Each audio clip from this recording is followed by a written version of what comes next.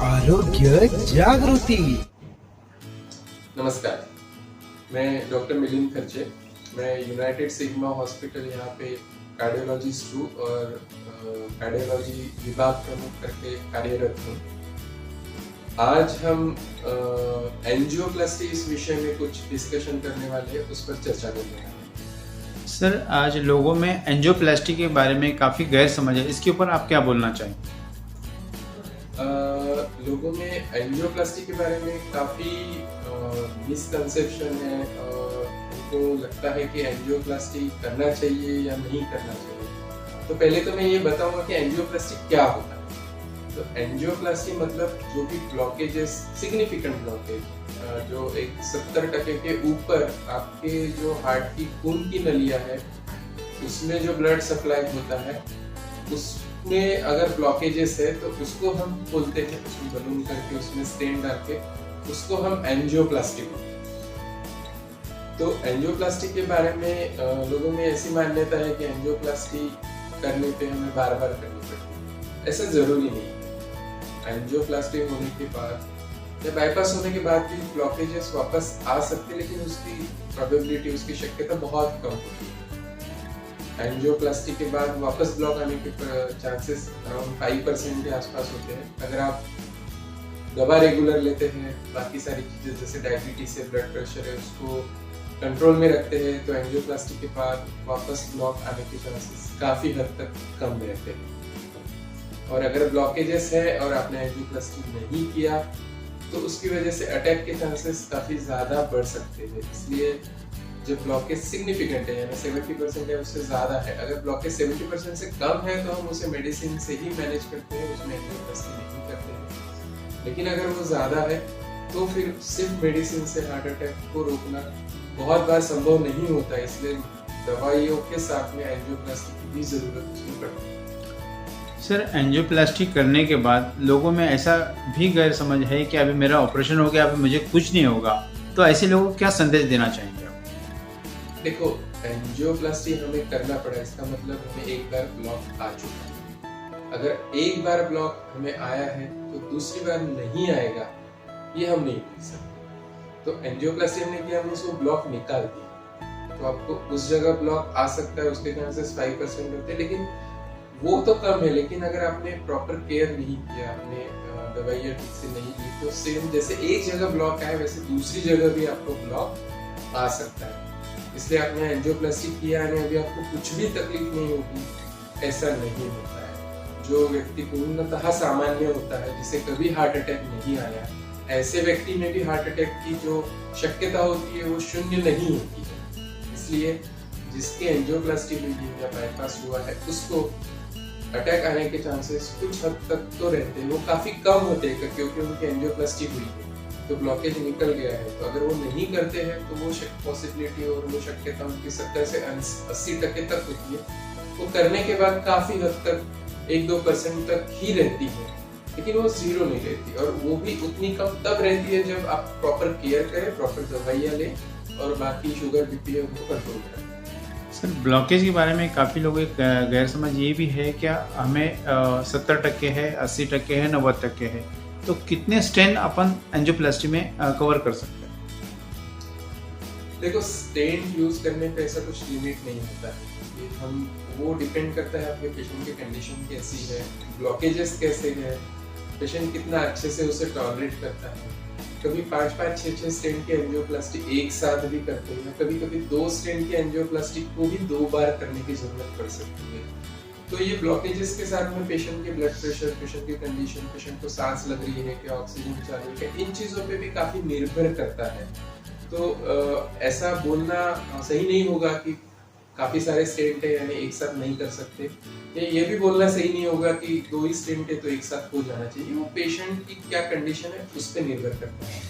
Sir, united sigma में as a head cardiology department आपके पास है, तो एडवांस ट्रीटमेंट यूनाइटेड सिग्मा में क्या है?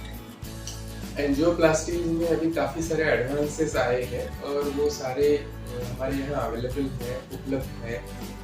जैसे हम जिसे बोलते हैं इमेजिंग गाइडेड या ऑप्टिमाइज एंजियोप्लास्टी।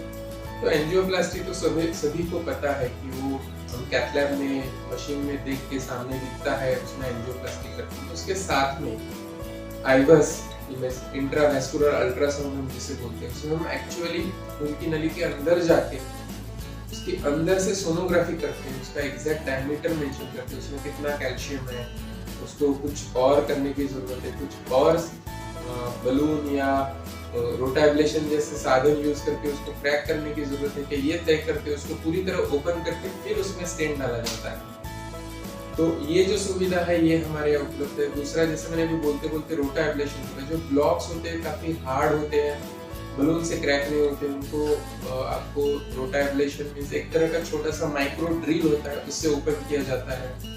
या फिर अभी नई ट्रीटमेंट जो आई जिसको हम आईवीएल या इंट्रावेस्कुलर लिथोट्रिप्सी बोलते हैं, तो उसका एक कैथेटर होता है जो हम जहाँ कैल्सिफिक ब्लॉक है उसके अंदर डाल के वो कैल्शियम जो होता है ब्लॉक का उसको ब्रेक करते हैं ताकि ब्लॉक को अच्छी तरह खोला जा सके। तो ये सारी चीजें जो एडवांस है एंजियोप्लास्टी में, ये सारी चीजें अभी यूनाइटेड सिनेमा हॉस्पिटल में अवेलेबल है, उपलब्ध है। सर अभी जैसा भी एंजियो जो ब्लॉकेज होते हैं ये होना ही नहीं चाहिए, इसके लिए क्या प्रिकॉशन लेना चाहिए और किससे ज़्यादा प्रमाण बढ़ सकता है जो ब्लॉकेज के ये कारण हो सकता है? यानी आप ये पूछना चाहते हैं कि ब्लॉकेज क्यों आता है? ब्लॉकेज आने के कई कारण हैं, इसमें सबसे इम्पोर्टेंस में दूंगा अपनी लाइफस्टाइल।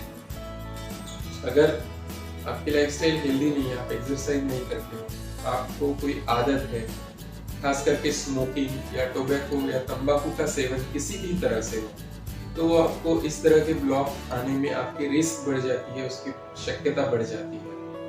अगर आपको डायबिटीज या ब्लड प्रेशर है तो आपको हार्ट के ब्लॉक आने के चांसेस ज्यादा होती है।